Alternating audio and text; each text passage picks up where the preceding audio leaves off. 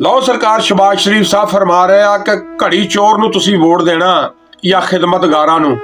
ਸੁਣ ਓਏ ਇਮਾਨਦਾਰਾ, ਚੋਰ ਦੇ ਦੌਰ ਦੇ ਵਿੱਚ ਆਟਾ 60 ਰੁਪਏ ਕਿਲੋ ਸੀ ਤੇ ਤੇਰੇ ਇਮਾਨਦਾਰੀ ਦੇ ਦੌਰ ਦੇ ਵਿੱਚ ਅੱਜ 125 ਰੁਪਏ ਕਿਲੋ ਵਾ।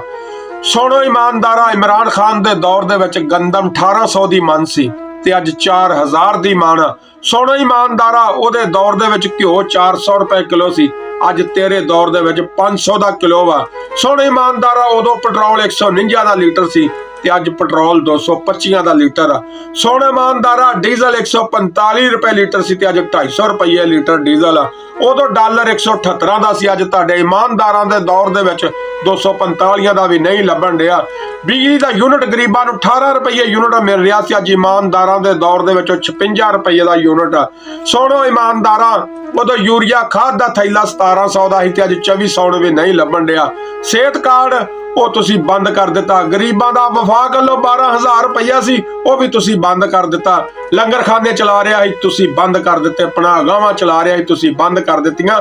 ਉਦੋਂ GDP 6% ਸੀ ਤੇ ਇਮਾਨਦਾਰਾ ਅੱਜ ਤੇਰੇ ਦੌਰ ਦੇ ਵਿੱਚ 0.5% ਦਾ ਫੈਸਲਾ ਹੁਣ ਤੂੰ ਆਪ ਕਰ ਲਾ। ਵੋਟ ਦਾ ਹੱਕਦਾਰ ਉਹ ਚੋਰ ਆ ਜਾਂ ਤੁਸੀਂ ਇਮਾਨਦਾਰ ਜੋ।